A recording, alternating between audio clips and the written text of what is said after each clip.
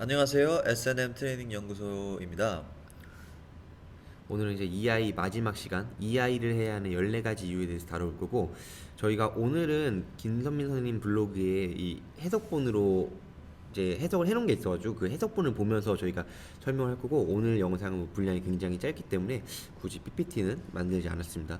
그럼 이제 EI를 해야 하는 14가지 이유에 대해 살펴볼 건데, 첫 번째 이유는 염증 감소를 얘기하는데요.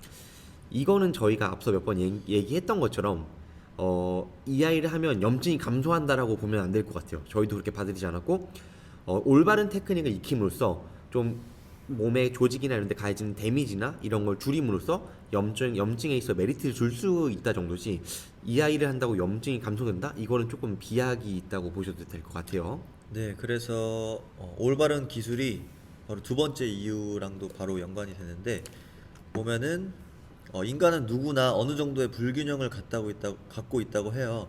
그래서 생각 없이 그러니까 주의를 기울이지 않고 그냥 동작하는 그 자체만 집중을 해서 어떤 스쿼트나 데드리프트, 뭐 어떤 리프팅을 수행할 경우에 자신이 갖고 있는 불균형 그게 그대로 발현될 가능성이 되게 큰데 이 아이를 통해서 어떤 고유 수용 감각 피드백을 통해서 계속해서 대칭성을 최대한 이루려고 하고 그러한 노력들로 인해서 올바른 기술이 어, 확보될 수 있다고 합니다. 다른 책에서 제가 이 스트렝스 트레이닝의 메리트를 픽세이션이라고 좀 표현한 걸 봤었는데, 그거 제가 되게 공감을 했거든요. 근데 그 픽세이션이라는 게 여기서 말했던 것처럼 좋은 습관이고 나쁜 습관을 굳이 구분하지 않아요. 그렇기 때문에 올바른 테크닉으로 좋은 움직임 패턴에 대한 습관을 픽세이션 하는 게 굉장히 좀 중요합니다. 그걸 받고, 그죠?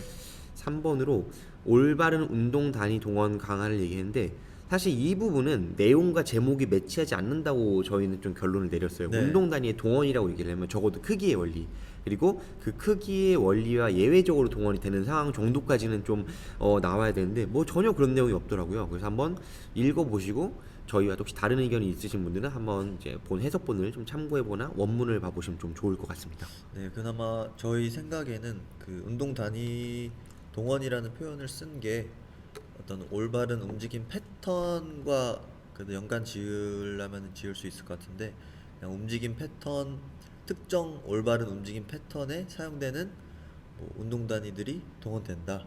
뭐 이 정도라고밖에 저희는 해석을 못할 것 같고요. 그 다음으로 근기능부전 제거가 있죠. 근기능부전이라는 게 정확한 정의가 되지 않았기 때문에 저희도 해석하기 애매한데 상수쌤 생각에는 어떠세요? 저도 이 디스펑션이라고 하면 이제 근육의 본래 기능이 좀 막 수축이나 막 이런 부분에 대한 내용이 좀 언급이 돼야 될 것 같은데, 사실 여기서도 그냥 근신경계 재교육 정도를 얘기를 하더라고요. 그래서 이 부분도 그냥 윗부분이라고 연관지어서 보면 될 것 같고, 좀 기능 부전의 제거란 거에 좀 특별하게 좀 많이 의미를 두시면 안 될 것 같아요. 네, 예, 그래서 네, 그리고 저희 5번 회복 시간 감소인데, 이 회복 시간 감소도 사실 이 아이의 메리트라고 보기만 좀 힘든 게, 특정 훈련에 좀 많이 노출이 되면 다 그 훈련의 회복 시간이 감소해요. 계속 그 뉘앙스 훈련을 하다 보면. 그쵸, 어, 적응을 하니까 그죠? 예, 네.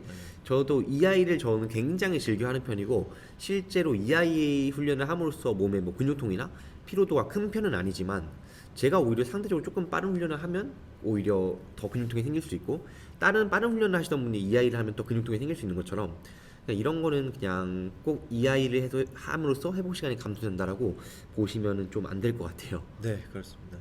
그리고 6번으로 신경 민감도 향상이라고 쓰여 있는데 영어로 뉴로센시티비티죠. 예, 예, 예. 뉴로센시티브인데 저는 솔직히 자주 들어본 용어는 아닌 것 같아요. 저도 네. 신경 민감도가 뭘 의미하는지 모르겠는데, 아마 여기서는 통증이란 걸 좀 신경 민감도로 좀 그런가요? 해석을 네. 한 것 같아요. 음, 그래서 근데 이 사람은 기본적으로 통증이란 걸 테크닉의 부재로 인해서 나타나는 것이라고 이 글에서는 한정 짓고 있기 때문에, 그런 걸 조금 감안해서 한번 읽어보시면 좀 좋을 것 같습니다. 네. 그리고 그 뒤이어 동심성 움직임 교정이라고 하는데, 이 EI라는 패턴이 단순히 익센트릭 아이소메트릭뿐만 아니라 컨센트릭, 즉 동심성 움직임에도 교정이 된다고 얘기를 하는 건데, 사실 익센트릭을 하는 중간에 이 근육은 늘어나는 것처럼 보이지만 실제 좀 EI를 잘 수행하게 되면 실제 이 근섬유 안의 작용들은 다시 원래대로 잡아당기려는 뉘앙스의 그것들이 굉장히 띄거든요. 이게 이 추내근 섬유가 감마운동신경의 활성화에 의해서 그런 작용을 만들어내는데 이런 것 자체는 확실히 EI의 메리트라고 볼 수 있을 것 같아요. 그죠. 그 정도 생각하시면 될 것 같고요. 네, 여덟 번째로 높은 충격력을 흡수하는 능력의 향상이라고 합니다. 보통 충격이 우리가 흔히 스포츠나 일상생활에서 충격이 발생하는 구간은 발이 지면에 접촉하는 그 순간, 이센트릭 순간이 가장 많잖아요. 그래서 그렇죠. 이런 이센트릭 순간에 기존의 어떤 이런 EI 훈련을 통해서 올바른 테크닉을 잘 익혀놨다면 그러한 충격력을 최대한 많은 관절에서 분산시켜서 어떤 특정 관절에 스트레스가 집중되는 것을 방지할 수 있겠죠. 그렇죠. 이 네. 사람도 앞서 그 테크닉의 되게 중요한 그 장점 중 하나로 이 충격 흡수를 얘기를 많이 하거든요. 네네. 얼마나 많은 관절, 분절, 근육들로 충격을 흡수할 수 있느냐.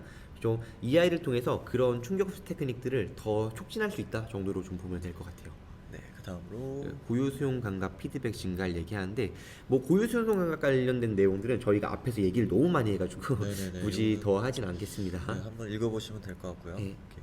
그리고 폼롤링의 대체. 요거는 제가 최근에 이제 창수 선생님께서 저의 회원분들 중에 한 분이 되게 제가 해결하기 어려운 케이스가 있었는데 그분 도와주시면서 같이 집에 가는 도중에 얘기를 나눴었는데 그쵸, 그쵸. 폼롤링 되게 제가 되게 공감했던 게 폼롤링이 효과가 없지 않아요. 그 순간에 어떠한 통증을 완화시켜주고 어, 어떤 이득이 있는 건 분명인데 그렇죠. 단 그걸로 인해서 정확한 어떤 운동을 시켰을 때 정확한 모니터링이 되지 않을 수 있다는 게 이게 주의해야 될 것 같아요. 폼롤링으로 인해서 일시적으로 좋아진 게 이 사람이 이렇게 시키니까 좋아진 거구나라고 잘못 해석될 수 있기 때문에 좀 주의를 해서 선택적으로 잘 사용해야 되는 것 같아요. 네.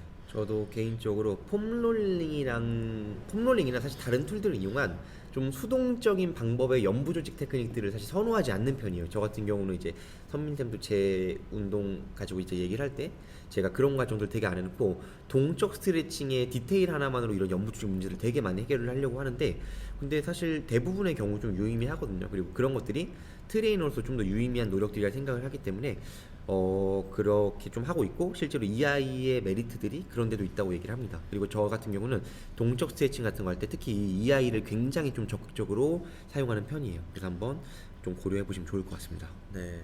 그리고 11번 제다이 수준의 근육에 대한 집중도. 제다이는 스타워즈인가 네, 스타트rek에서 나오는 어떤 캐릭터 등장 인물 중에 네. 하나로 알고 있는데 어떤 그러니까 초월적인 존재라고 생각하면 될 것 같고요. 그래서 엄청난 집중도의 향상이 있다라고 생각하시면 될 것 네, 같습니다. 저희가 앞서서 그 EI를 수행할 때 그 집중력의 향상이나 그 인지 능력들 그리고 그 정신적 피로도 관련된 얘기를 한 적이 있었는데 그 뉘앙스라고 보시면 될 것 같아요. 네, 그리고 첨언하자면은 이 부분에 대해서 되게 중요하다고 생각을 하는 게 저희가 PT를 하면은 다음에 똑같은 동작을 시켰을 때 물론 다른 운동학습 관련 요소들이 중요하지만 그렇죠. 이런 스스로 집중해서 할 때 다음에 시켰을 때 더 잘하더라고요. 그래서 개인 운동을 하실 때도 저희가 좀 더 믿고 이거 하세요, 이거 하세요, 그렇죠. 맡길 수 있는 것도 이 아이의 장점 중에 하나라고 생각을 합니다. 12번 최적의 가동 범위 사용했는데 여기서 저희가 최적이라는 말을 되게 잘 알아야 돼요. 절대로 최적이란 것 자체가 맥시멀을 의미하는 건 아니거든요. 그리고 이 사람이 여기서 말하는 그 최적의 가동 범위는 항상 그 프록시말 근위부의 안정성을 유지하는 원위부의 가동성을 얘기하는 것이기 때문에 절대로 뭐 많은 가동 범위를 의미하지 않는다는 걸 잘 아셔야 되고 그 EI를 통해서 본인의 이 최적의 가동 범위 수준 자체를 굉장히 잘 캐치할 수가 있어요. 실제로 제 회원님들 같은 경우도 제가 몇 가지 강조하는 큐잉들이나 이 EI를 강조할 때 본인 스스로 안정성이 유지되는 가동 범위를 스스로 찾아가는 경우를 정말 자주 볼 수 있거든요. 그래서 이런 부분을 EI의 메리트로 꼽았습니다. 네. 그리고 13번 파워 근비대 움직임의 극대화입니다. 여기 그대로 읽어보시면은 글자 그대로 그냥 이해하시면 될 것 같고요. 요 중에서 대칭적 로딩, 저번에 파트 1에서도 다룬 것 같은데 아까 이유 몇 번이었죠? 기억이 나진 않지만 좀 더 집중을 해서 이 아이를 수행할 시에 본인이 누구나 갖고 있는 불균형을 그대로 사용하는 대신에 조금 더 대칭적으로 균형적으로 근육을 사용할 수 있다, 움직임을 수행할 수 있다라고 한 측면과 일맥상통한 거라고 보시면 될 것 같고요. 항상 이 파워나 근비대 관련된 부분을 얘기할 때 이게 극대화가 된다고 표현을 했는데 이럴 때는 사실은 다른 연구들과의 좀 비교가 진짜 필수라고 생각을 해요. 컨센트릭을 좀 더 강조한 훈련이라든지 다른 훈련 방법론들을 강조했을 때 보니까 이게 정말 제일 유의미하더라 정도가 돼야 사실 극대화라는 표현을 좀 쓸 수 있을 것 같은데 이런 네. 이런 부분에서 조금 더 한번 의심을 좀 해보시고 비판적인 시각으로 봐도 괜찮을 것 같아요. 꼭 이게 꼭 이렇다더라라고 무조건 좀 따를 필요도 없고. 검증된 거 주장이라고는 볼 수 없을 것 같아요. 이거 그쵸. 13번 같은 경우는 뭐 네. 다른 것도 마찬가지지만 네. 이 사람이 이제 앞서 이 글을 좀 초입부에 자기가 십몇 년간의 훈련 경험이나 뭐 이제 연구 그런 것들을 통해서 보니까 이 아이가 굉장히 이런 쪽으로 유의미하더라라는 말을 하긴 하는데 뭐 저희가 어떤 연구 그 사람이 봤던 연구들이나 이런 거 전부 다 본 건 아니기 때문에 그런 것들을 충분히 만약에 이런 부분이 좀 궁금하신 분들은 그런 거를 보고 나서 이런 부분에 대한 확신을 가지면 좀 좋을 것 같습니다. 네. 그리고 마지막으로 흠잡을 데 없는 기술. 뭐 지금까지 얘기했던 것들의 총체적 요약이라고 생각하시면 될 것 같습니다. 그렇죠. 저희가 이렇게 해서 이 아이에 대한 아티클을 다 살펴봤는데 이거는 제가 선민쌤이 제가 앞서 말했지만 선민쌤이 저한테 추천을 해주신 글인데 선민쌤이 저의 성향을 굉장히 잘 알기 때문에 저도 진짜 재밌게 읽었고 사실 스트렝스 트레이닝에서 뭐 고유 수용성 감각들 아니면 뭐 피드백들 뭐 이런 부분에서 초점을 맞춰가지고 얘기한 사람이 그때 말했듯이 거의 없었고 이런 시도를 하면서 이런 얘기를 하는 게 전 되게 용기 있고 저도 되게 공감할 수 있는 부분이라 진짜 좋은 것 같아요. 그 시각이나 관점들이나 너무 신선했고 그리고 실제로 제가 훈련을 이렇게 오래 시켜면서 공감되는 부분도 굉장히 많았고 아티클이라 조금 비약이 있는 부분도 좀 있다고 생각을 하지만 그럼에도 이 사람의 이런 좀 시도들이나 실제로 이 사람 인스타그램이나 본인 홈페이지에 운동 영상에 대한 베리에이션도 되게 많이 올라가 있는데 그런 시도들이나 좀 과할 때도 있지만 좀 되게 좋다고 생각을 했어요. 그리고 그래서 이런 아티클도 좀 그래서 소개를 하고 싶었고. 네. 저 같은 경우에는 이 글을 읽고 실제로 적용을 해보면서 실제로 조엘 박사가 주장하는 그런 이점들이 실제로 일어나는 거를 많이 느꼈거든요. 특히 기술적 측면에서. 그래서 보통 주기화를 할 때 초반에 등장하는 그 GPP 흔히들 GPP라고 하잖아요.